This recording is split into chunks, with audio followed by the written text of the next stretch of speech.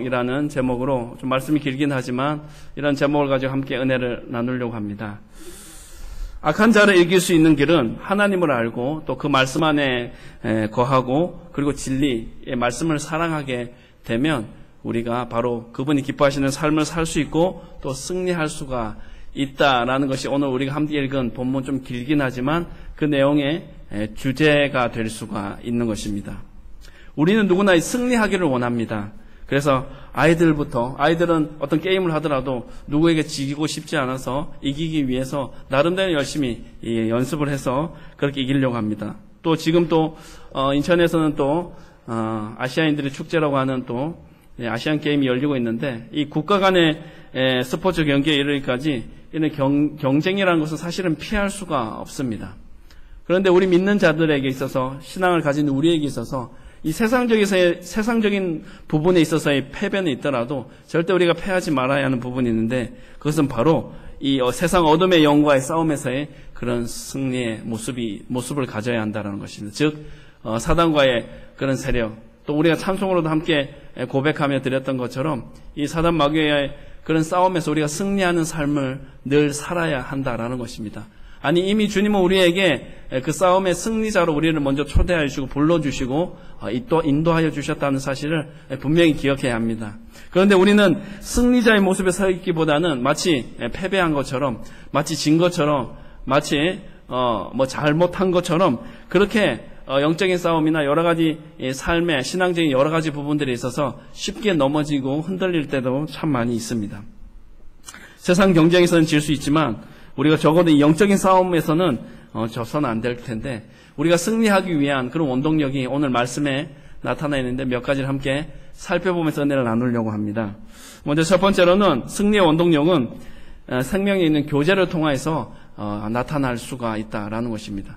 교제, 다른 말로 얘기하면 생명에 있는 교제라는 것은 먼저는 하나님과의 그런 예배를 통한 교제이고 그 다음으로는 바로 성도들 간의 교제인 것이고 또 그 다음으로는 믿지 않는 사람들과의 교제, 이 세 가지 부분들을 다 포함한 것이라고 할 수가 있는 것입니다. 오늘 본문에 사도 요한이 성도들에게 빛의 삶을 살아라 라고 권면할 수 있었던 이유가 있습니다. 왜 그렇게 권면을 했냐면 바로 그들의 죄가 예수 그리스도의 이름으로 말미암아 사함을 받았기 때문에 그래서 빛의 자녀로서 감당해야 하는 그 역할들을 강력하게 그렇게 권면을 할 수가 있었다는 사실입니다. 태초부터 계신 그분 안에서 아버지와의 사귐에 우리가 참여할 수 있게 되었다. 또 하나님의 자녀로서 우리가 그분과 함께 교제하게 되었다는 그 사실만으로 우리는 빛의 자녀로서의 역할을 충분히 감당해 나갈 수 있는 가장 기본적인 요건을 갖추었다라고 말씀을 드릴 수가 있는 것입니다.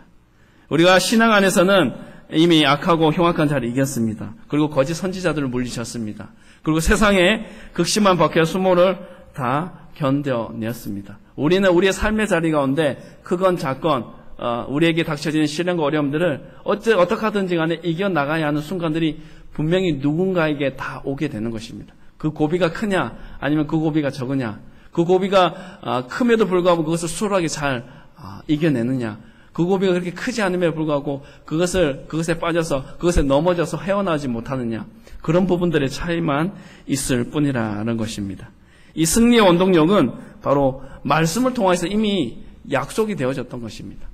창세기 1장 1절을 보면 태초에 말씀이 하나님께서 말씀으로 천지를 창조하셨다. 그 말씀 자체로 말씀을 하시는 그 순간부터 바로 우리는 승리자의 모습으로 승리자가 되었다라는 사실을 분명히 기억해야 한다라는 것입니다. 그래서 우리가 어둠의 권세를 이기고 그리고 보좌 우편에 그렇게 취임하신 예수 그리스도, 그분을 인하여서 우리는 악한 자와의 싸움에서 승리자의 모습, 먼저 영적인 싸움에서 우선권을 얻을 수가 있다라는 것입니다. 그러기 위해서 우리에게 필요한 것이 바로 이런 생명력 있는 교제, 늘 하나님 말씀을 통한 교제, 그 안에서의 아름다운 주님과의 긴밀한 교제, 기도를 통한 교제, 또 우리가 성도 간에 또 받은 은혜를 함께 나누는 그런 성도 안에서의 아름다운 교제, 코이노니아라고도 하던데요. 그 다음에 이제 더 발전적인 차원에서 믿지 않는 자들과 함께하는 그런 좀 더 확장된 의미에서의 교제를 통하여서 우리의 이 교제의 폭이 훨씬 넓어질 수 있고, 그것이 바로 영적인 싸움을 싸우는 데 있어서 가장 큰 승리의 원동력 중에 하나가 될 수가 있다라는 것입니다. 두 번째로 승리의 원동력은 세상을 사랑하지 않는 것으로부터 시작하는 것입니다. 사실 우리는 세상 속에 살고 있습니다. 그래서 흔히 얘기하기를 세상 속의 그리스도인이라고 그렇게 얘기를 합니다. 사도 요한은 성도들을 권면하고 있습니다. 오늘 본문 15절에서 17절 말씀을 통하여서 권면하는 것은 뭐냐면 한마디로 이 세상이나 세상에 있는 것들을 사랑하지 말라 하는 것입니다. 여기서 세상이라는 것은 하나님 없이 죄로 물들어 있는 피조세계 전체를 가리키는 그런 의미라고 할 수가 있습니다. 악한 자가 지배하고 있기 때문에, 그런 온갖 욕심과 미혹이 있기 때문에, 또 사람들을 유혹하기 때문에, 또 죄짓게 만들기 때문에 하나님을 떠나게 만드는 모든 것들. 그래서 오늘 본문의 사도 요한은 이 세상이나 세상에 있는 것들을 사랑하지 말라고 명합니다. 사도 요한이 말하는, 오늘 본문에 말하는 이 세상이라는 것은 하나님을 대항하는 원수로 서 있는 세상을 말하는 것입니다. 그리고 정욕을 유발하는 온갖 모든 어둠의 세력과 대적하는 그런 어둠의 세력이 역사하는 그런 공간을 세계라고 얘기합니다. 이것은 하나님이 만든 이 세상 자체를 부정한다는 그런 의미가 이 속에 담겨 있지는 않습니다. 하나님을 인정하지 않고 고백하지 않는 그런 죄악된 사람들이 많이 모여있는 그런 세상, 세계를 그렇게 오늘 본문에서는 바로 세상이란 표현을 사용했다라는 것입니다. 이 사실은 하나님 아버지와 세상이 서로 대비되고 있다는 것을 우리에게 말씀해주고 있는 것입니다. 오늘 본문 15절 말씀을 한번 보시겠습니까? 15절 후반절에 보면 누구든지 세상을 사랑하면 아버지의 사랑이 그 속에 있지 아니하니.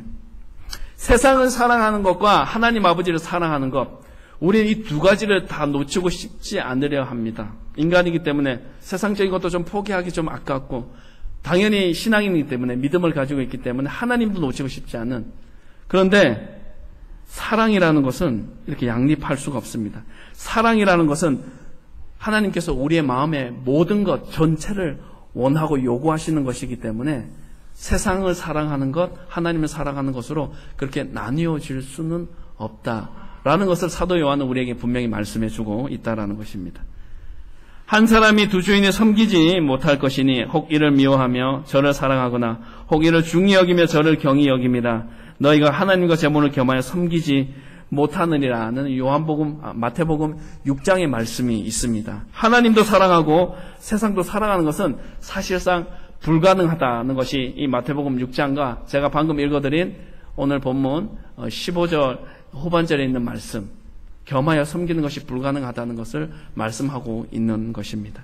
하나님을 사랑하는 사람은 하나님을 위해 세상을 사용하는 것이지 세상을 사랑하지는 않는다는 것입니다. 세상이 속해 있기 때문에 세상적인 것들을 사용할 수는 있습니다. 하지만 세상을 사랑해서는 안 된다라는 부분들을 말씀하고 있다라는 것입니다. 오늘 16절 말씀에 보면 16절 말씀 한번 보시겠습니까? 이는 세상에 있는 모든 것이 육신의 정욕과 안목의 정욕과 이생의 자랑이니 다 아버지께로부터 온 것이 아니요 세상으로부터 온 것이다. 우리가 많이 들어본 세 가지 대표적인 우리가 멀리하는 세 가지의 모습들, 육신의 정욕, 안목의 정욕, 이생의 자랑, 이렇게 세 가지 요약합니다. 먼저 이 육신의 정욕이라는 것은 죄악된 육신의 어떤 욕심, 욕구, 원하는 것, 이 모든 것을 말하는 것이 바로 육신의 정욕입니다. 헬라의 의미로 살펴보면 죄악된 본성에서 나오는 인간이 저지를 수 있는 모든 욕구를 바로 육신의 정욕이라고 얘기합니다. 물론 이 죄악된 욕구 중에는 여러 가지 많은 욕심, 의지, 노력, 자존심을 내세우는 그런 여러 가지 부분들이 있겠지만 이 육체의 정욕에 대한 부분들, 오늘 본문에서 말씀하는 육체의 정욕은 육신적인, 육체적인 그런 탐닉, 그런 부분들이 주된 부분들을 이루고 있다라는 것입니다. 육체의 정욕과 관계된 것이 많다라는 것입니다. 그래서 사도 요한도 여기서 여러 욕구들 중에 특히 육체의 정욕을 염두에 두고 있었을 것입니다. 그 근거를 내세울 수 있는 것은 이 당시에, 이 말씀이 쓰여진 이 당시에 이단들이, 그리고 많은 이단들의 세력들이 어땠냐면 육체적으로 아주 방탕한 생활을 했다라는 것입니다. 그들이 육체적으로 아주 문란한 생활을 하면서 잘못된 그런 가르침을 가르쳤다는 그런 부분들을 우리가 살펴보면, 이 시대적인 배경을 살펴보면 그들이 육체적으로 너무나 탐닉했고 범죄하는 모습들이 많았기 때문에 그런 부분들을 염두에 두고 이렇게 육체의 정욕에 대한 부분들을 언급한 것입니다. 그 다음으로는 안목의 정욕입니다. 안목이라는 것은 바로 이 눈을 말하는 것입니다. 우리 눈으로 보는 것. 눈이 무엇을 욕구하기에 제약된 것이라고 말할 수 있을까요? 그러면 보는 것은 다 범죄한 거냐? 잘못된 것이냐? 보는 것 자체만으로 죄가 되느냐? 그런 의미일까요? 이것은 단지 사람의 눈이 보고 싶어하는 욕구를 나쁘다고 정죄한다는 그런 의미가 아닙니다. 눈으로 보는 것은 다 나쁘다는 의미가 아닙니다. 예를 들자면 우리가 경치를 구경하거나 해외에 나가서 관광을 하는 것 그 자체가 나쁘다는 의미가 아니라는 것입니다.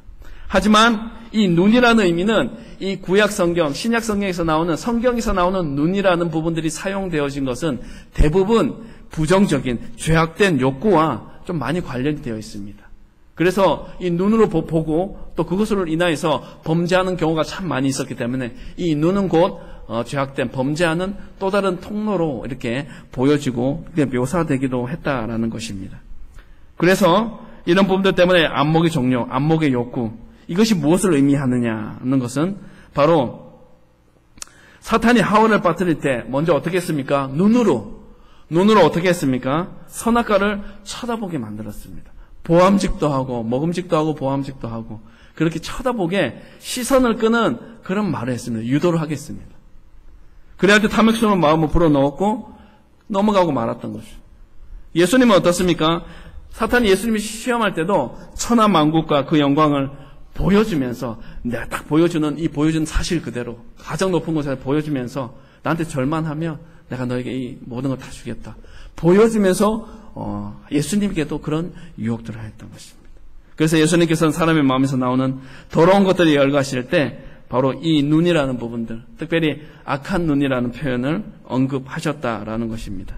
그래서 사람의 눈은 억제되지 않는, 우리가 한번 쳐다보면, 유혹하는 것을 한번 쳐다보면 쉽게 그것을 벗어나기가 쉽지 않습니다.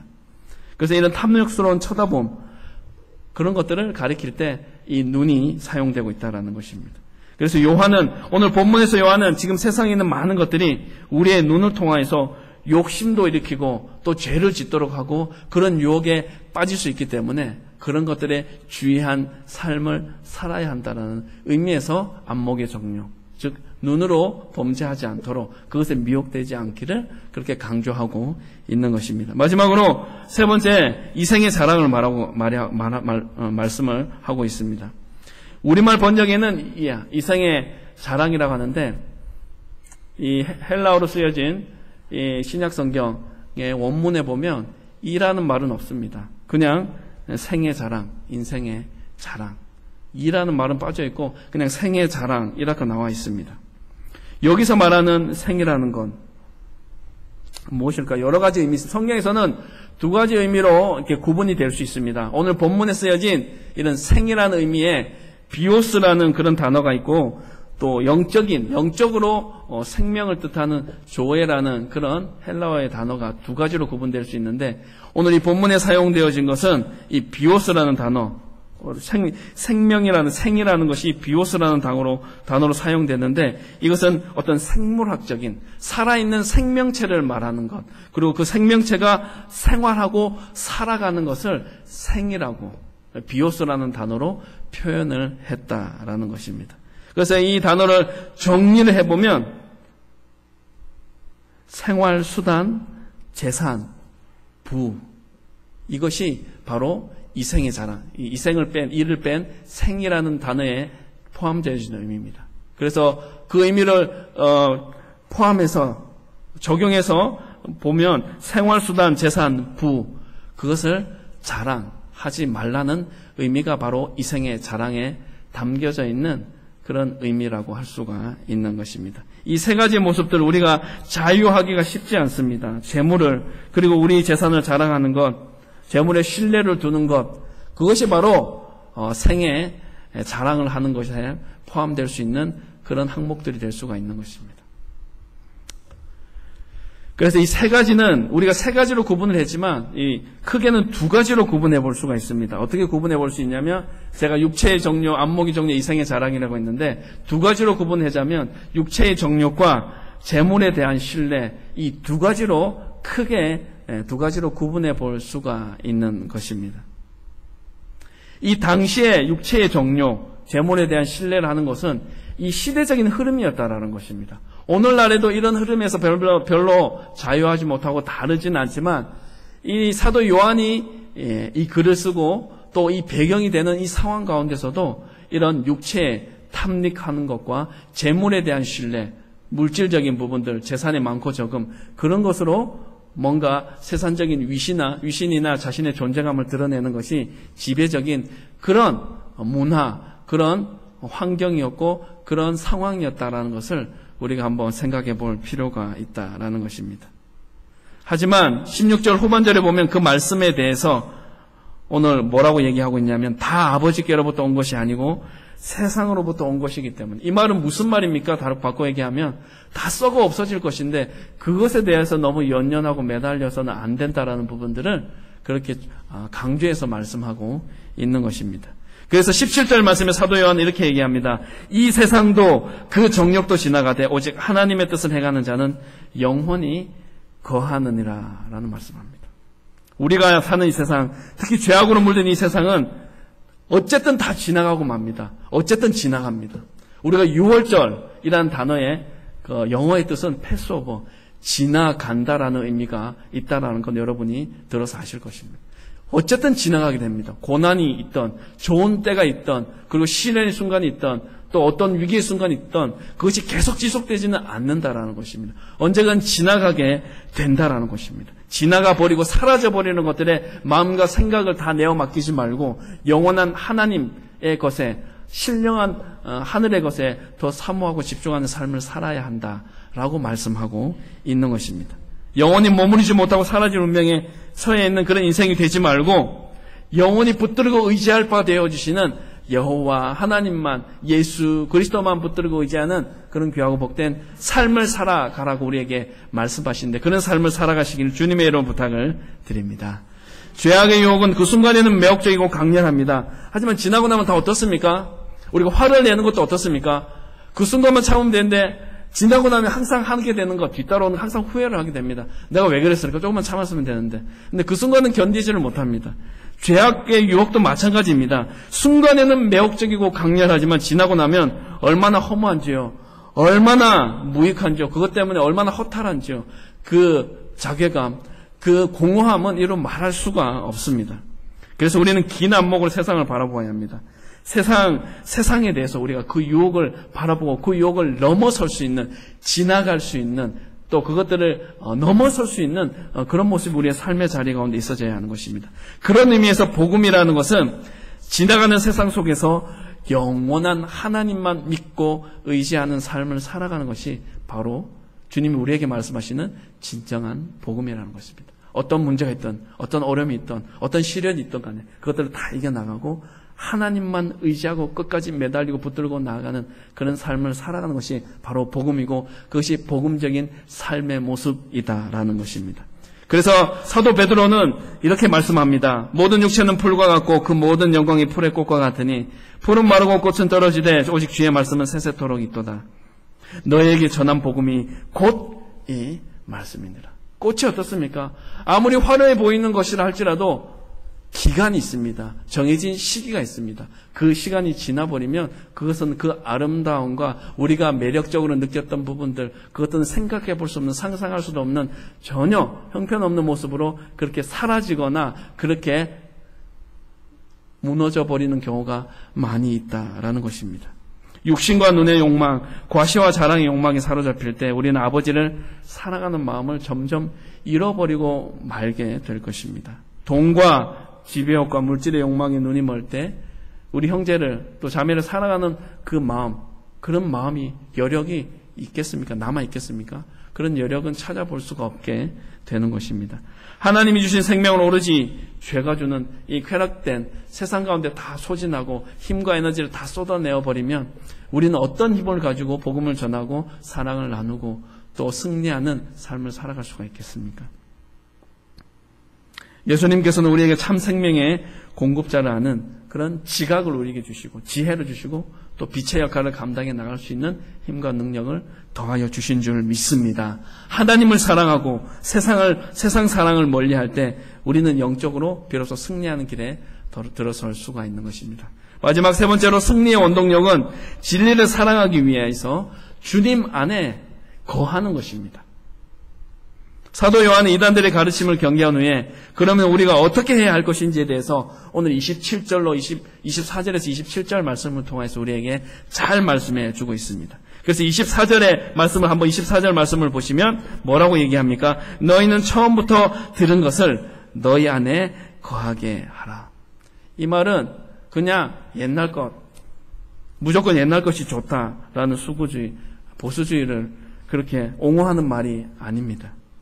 처음부터 들은 것이라는 것은 이단들이 말하는 새로운 가르침에 대해서 오직 진리의 복음, 진리의 말씀 대신 여호와 하나님의 말씀만 붙들고 그 가운데 바로 서 있어야 한다는 부분들을 강조하기 위해서 사용한 그런 말씀이다라는 것입니다. 그래서 사도 요한은 이렇게 얘기합니다. 24절 후반절에 처음부터 들은 것이 너희 안에 거하면 너희가 아들과 아버지 안에 거하리라. 사도 요한이 오늘 본문에서 얘기하는 이 시대에 이 본문을 쓴 당시의 교회 성도들과 이 시대를 살아가는 우리에게 말씀하는 공통적인 부분들은 아들 대신 예수 그리스도와 아버지 대신 하나님 안에 온전히 머물고 거하는 삶을 살 것에 대해서 우리에게 말씀해 주고 있다라는 것입니다. 올바른 믿음은 시간을 따라 자꾸 변하는 것이 아닙니다. 항상 하나님 아버지와 아들 안에 거하는 것입니다. 제가 거한다를 계속 얘기하고 있는데 이 거한다는 것은 처음부터 끝까지 원래 그 상태를 놓치지 않고 계속 그 가운데 머문다는 의미가 그 속에 있습니다. 이어서 요한은 이렇게 말합니다. 그가 우리에게 약속하신 것은 이것이니 곧 영원한 생명이니라. 영원한 생명에는 두 가지의 의미가 있습니다. 우리에게 앞으로 주어질 그런 미래적인 그런 생명, 영생이 있고 그리고 현재 우리의 삶의 자리 가운데 주는 생명, 현재적 그런 영생이 두 가지의 모습이 있습니다. 이 두 가지는 바로 하나님 아들 안에 있고 이 아들을 소유하는 것, 우리가 그 안에 거하는 것만으로 우리는 미래적인 영생과 현재적인 영생의 삶을 온전히 살아갈 수가 있게 된다라는 것입니다. 사도 요한 26절에서 또 이렇게 말씀합니다. 너희를 미혹하는 자들에 관하여 내가 너희에게 썼노라. 이것을 너희에게 썼노라. 이 말씀은 뭐냐면 앞에 얘기했던 것들을 다시 언급하는 부분인데 요한은 지금 이 미혹하는 자들에 대해서 경계하는 글을 지금 쓰고 있다라는 것을 얘기하고 있는 것입니다. 미혹하는 자들은 앞에서 말한 적 그리스도를 말하는 것입니다. 적 그리스도는 무엇입니까? 예수께서 그리스도이시고 주인 되신 것을 하나님이 아버지 되신 것을 철저히 부인하는 모든 대상들, 그런 부인하는 사람들이 바로 이 적 그리스도. 오늘 본문의 표현을 빌리자면 미혹하는 자들이며 거짓 선지자들. 이 바로 이 적 그리스도라는 것입니다. 그리고 나서 다시금 수신자들을 권면하고 있습니다. 27절 말씀을 보시겠습니다. 너희는 주께 받은 바 기름 부음이 너희 안에 거하나니 아무도 너희를 가르칠 필요가 없고 오직 그의 기름 부음이 모든 것을 너희에게 가르치며 또 참되고 거짓이 없으니 너희를 가르치신 그대로 주 안에 거하라. 기름 부음을 가지고 있고 그래서 너희는 모든 것을 알기 때문에 그래서 설명하고 있는데 이 본문에서 얘기하는 기름 부음이라는 것은 다른 것이 아니라 하나님께서 우리에게 주신 성령을 기름 부음이라는 단어로 그렇게 말씀하고 있습니다. 그래서 이 성령은 우리 안에 오셔서 계속 거하십니다. 내가 믿음이 약할 때는 좀 나중에 바깥에 멀찌감치 계시다가 내 믿음이 좋아지면 다시 들어오셔서 거하시는 분이 아니라 먼저 우리가 예수 그리스도를 입으로 시인하고 구주로 고백하는 그 순간부터 성령님은 우리 안에 거하셨고 우리의 믿음이 약하던 우리의 믿음이 아주 초보 단계이건 우리 믿음이 성장하고 성숙하는 모든 과정 가운데, 그리고 앞으로 이후의 모든 과정 가운데도 늘 변함없이 우리 안에서 거하고 계시고 그 자리를 지키고 계신다는 사실을 우리에게 말씀해 주고 있다라는 것입니다. 내 믿음이 적기 때문에 성령님이 덜 역사하고, 내 믿음이 좀 좋아지고 성장했기 때문에, 나아졌기 때문에 성령님이 더 강력하게 역사하시고 기름 부어주시고 역사한다. 그런 식으로 우리가 접근해서는 안 된다라는 것입니다. 제가 말씀드리고자 하는 것은 우리가 성령, 한번 받은 성령은 뼈리 떠나지 않는다는 것입니다. 그것들을 충만함을 사모함으로 인해서 그것들을 채우느냐, 많이 채워가느냐, 또 적게 채워가느냐, 그런 차이만이 있을 뿐이라는 것입니다. 오늘 본문에 보면 아무도 너희를 가르칠 필요가 없다. 이 말씀이 좀 궁금하지 않습니까? 저는 말씀을 준비하면서 이 부분이 좀 궁금했습니다. 아무도 너희를 가르칠 필요가 없다. 성령을 받은 사람은 아무것도 배울 필요가 없다는 그런 뜻으로 말씀했을까요? 설교를 들을 필요도 없고 성경 공부도 할 필요 없고 아무것도 들을 필요가 없다. 그런 의미일까요? 그렇다면, 만약에 그렇다면 사도 요한은 무엇하러 이렇게 긴 편지를 써서 권면을 했을까요? 무엇 때문에 이런 수고를 하는 것일까요? 이 아무도 너희를 가르칠 필요가 없다는 말은 모든 배움 자체를 부정하는 말이 아니라는 것을 우리가 좀 기억해야 한다는 것입니다. 무슨 의미일까요? 이것은 당시 교회를 미혹하고 있던 이단들을 염두에 두고, 이단, 잘못된 가르침을 가지고 있는 그 사람들을 주의하십시오. 그들이 가르치는, 그 많은 무리들이 가르치는 그런 가르침들은 다 잘못된 것이니 그런 잘못된 가르침에 빠져서 영적으로 그렇게 패배자의 모습에 서지 마십시오라는 의미가 이 문장 속에 담겨져 있다라는 것입니다. 곧 이단들이 들어와서 새로운 것, 산뜻한 것을 가르쳐 주겠다고 하면서 성도들을 미혹합니다. 이단들의 특징이 그렇습니다. 뭔가 명확합니다. 분명합니다. 딱 부러집니다. 뭔가 새롭고 딱 부러지고 막 내 속을 막혀있던 속을 막 뚫어주는 것 같습니다. 산뜻하고 새롭은 것 같습니다. 그런 것에서부터 함정이 있는 것입니다.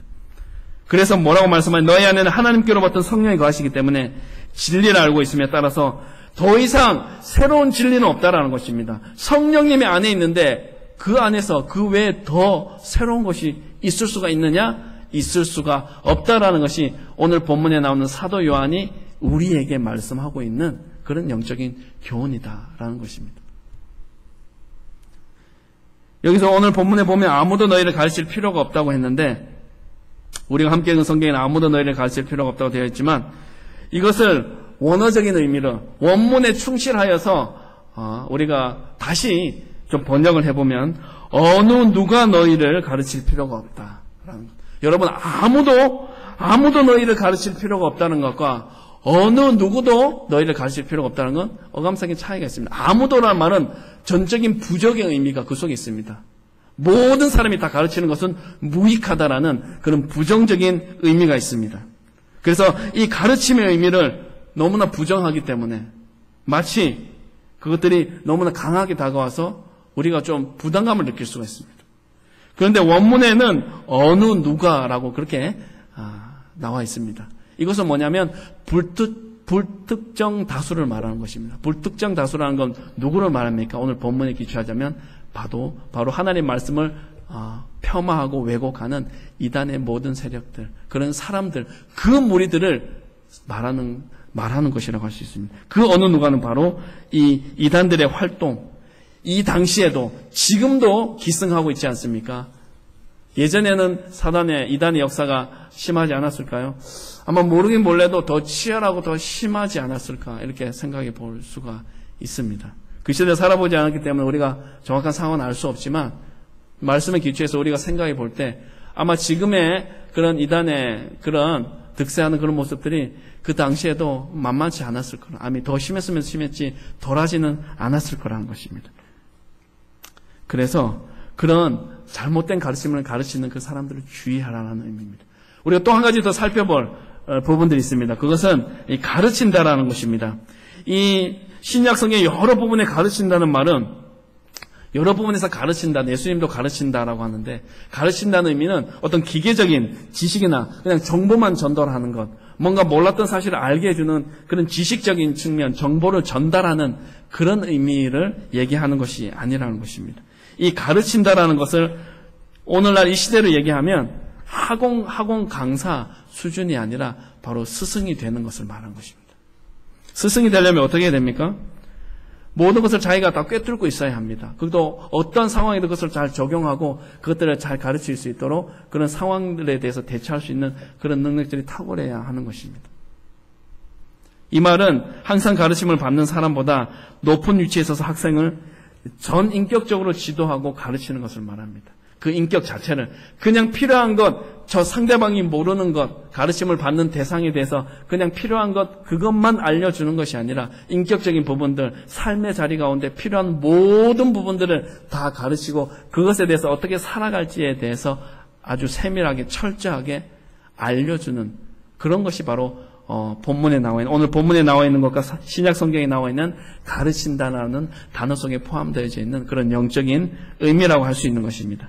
신약 성경에서 선생이란 말은 또 랍비라고 이렇게 표현을 하긴 하는데 이 선생이라는 것은 단순한 정보 전달자가 아니라 참 스승이 되는 그런 지도자를 말한다라는 것입니다. 이런 의미에서 예수님께서는 마태복음 23절에서 너희는 랍비라 칭함을 받지 말라. 너희 선생은 하나요. 너희는 다 형제니라. 그래서 우리에게 진정한 스승, 진정한 선생이요 참 스승은 오직 한 분 예수 그리스도밖에 없는 줄 믿습니다. 이런 맥락에서 사도 요한도 어느 누가 우리를 가르칠 필요가 없다고 말합니다. 왜냐하면 우리의 스승 되시는 성령께서 우리 안에 거하시고 우리의 모든 진리를 다 알려주시는데 더 이상 가르침을 받을 필요가 없다라고 그렇게 인도하시기 때문에 우리는 그런 이단들의 그런 왜곡된 그런 가르침 그거에 휩쓸릴 필요가 전혀 없다라고 얘기하고 있는 것입니다. 그렇다면 우리가 또 한 가지 또 생각해 볼 수 있는 교회에서도 가르치는 사람 중에 대표적인 사람이 두 부류가 있습니다. 목회자와 교사, 가르치는다는 공통된 그런 역할을 가지고 있습니다. 그럼 어떻게 우리가 이걸 받아들여야 될까요? 스승 되시는 성령께서 우리에게 모든 것을 가르쳐 주는데 굳이 목회자가, 교사가 가르치는 수고를 할 필요가 있을까? 이런 질문도 한번 해보았습니다. 그런데 우리가 생각해야 할 것은 우리가 알고 있는 우리만이 그 목회자가 교사가 가르치는 것은 자기만이 알고 있는 노하우를 알려주는 것이 아니라 성경에 있는 진리의 말씀을 풀어서 정리해서 알려주는 것이지 자신의 독창적인 것들을 그렇게 만들어서 얘기하는 것이 아니기 때문에 가르치는 자이긴 하지만 말씀을 전달하고 그것들을 가르치는 다리 역할은 그런 역할을 하기 때문에 그 역할은 분명히 필요하다라는 것입니다. 그래서 말씀을 듣는 것이고 그리고 말씀을 가르침을 받게 된다라는 것입니다. 사도 바울은 이것을 다음과 같이 표현했습니다. 나는 심목과 아볼로는 물을 주었으되 오직 하나님을 자라나게 하셨나니 그런즉 심는 이나 물 주는 이는 아무것도 아니로되 오직 자라나게 하시는 이는 하나님 뿐이더라. 하나님만이 온전히 우리를 자라나게 하시고 변화시키시고 회복시켜 주신다는 것입니다. 우리가 잘 아는 어거스틴은 성령을 이렇게 표현했습니다. 안에 있는 선생, 내적 선생, 내 속에 보이진 않지만 나의 보이지 않는 선생, 스승이 바로 성령이다라고 그렇게 표현했습니다. 그래서 이 어거스틴은 요한일서 설교 중에서 이런 말을 했다고 합니다. 우리의 말들의 소리는 귀를 때리지만 선생은 안에 있습니다. 사람으로부터 무엇을 배운다고 생각하지 마십시오. 우리는 우리의 말의 소리로서 권면할 수 있습니다. 그러나 안에 계신 선생이 가르쳐주지 않는다면 우리가 내는 소리는 헛된 것입니다. 우리가 아무리 우리가 은혜 받았다 할지라도 성령님이 말씀하시고 인도하시고 가르쳐주시고 역사하지 않으시면 우리가 하는 모든 행위와 말과 표현들은 다 의미 없고 아무것도 아니라라는 것입니다. 우리가 아무리 좋은 설교를 듣고 좋은 강의를 듣는다 해도 우리의 마음이 깨닫지 않고 그것을 우리의 마음속에 와닿지 않는다 아무 소용이 없는 것입니다. 그 설교는 울리는 소리에 불과하고 그 강의는 귀를 스치는 바람에 불과할 수밖에 없다라는 것입니다. 그럼 누가 우리의 마음으로 깨닫게 해줄까요? 누가 우리로 하여금 그 뜻을 깨닫게 해주실까요? 바로 성령님이시라는 것입니다. 이 성령님이 우리 안에 거하셔서 말씀하여 주시고 깨닫게 하여 주신다는 것입니다. 그리고 우리의 들은 것을 깨닫게 해주시며 밖에서 들려오는 소리에 마음으로 아멘 하게 그렇게 해 주신다는 것입니다. 우리가 아멘 하지만 그것은 우리의 의지적인 것이 아니라 성령님께서 그렇게 유도하시고 인도하셔서 고백하게 하셔서 그렇게 아멘이라는 목소리로 나오게 되어진다라는 것입니다. 그러므로 우리 안에 계신 선생님 되시는 성령님께서 가르쳐 주십시오. 성령님 깨닫게 하여 주십시오. 기도하게 하여 주십시오. 승리하는 자의 모습에 설 수 있도록 말씀하여 주시고 선히 인도하여 주시옵소서. 그런 기도를 하며 나아갈 수 있어야 한다는 것입니다. 마지막으로 요한은 주 안에 거하라고 했습니다. 여러분은 다 얘기했지만 결국 결론적으로 얘기하고자 하는 것은 우리가 그분 안에 있기만 하면 되는 것입니다. 포도나무와 가지의 비유를 잘 알고 계실 것입니다. 가지가 하는 것은 다른 것이 없습니다. 포도나무에 잘 붙어 있기만 하면 좋은 열매, 아름다운 열매, 많은 과실을 맺을 수가 있게 되는 것입니다. 우리의 영적인 싸움도 마찬가지입니다. 서로 사랑하고 또 품고 또 여러 가지 많은 고비와 위기의 순간들이 있지만 그 가운데도 주님을 붙들고 의지하는 삶을 살아갈 때 비로소 우리는 승리의 원동력을 다 갖추고 사랑하며 주님 안에 거하며 그분이 기뻐하시는 또 성령님이 내 안에 내적인 스승이 되어주시는 성령님께서 우리에게 말씀하여 주셔서 더 좋은 것으로 채워주신다라는 사실을 우리가 분명히 기억하고 늘 날마다의 삶들 가운데서 우리의 승리의 원동력이 되어주시는 하나님과 성령님과 그분의 말씀에 귀 기울이며 진리 안에 거하기를 그분이 말씀하시는 대로 순종하며 기도하며 부르짖어 나아가는 귀하고 복된 그런 삶을 살아갈 수 있기를 주님의 이름으로 부탁을 드립니다. 기도하겠습니다.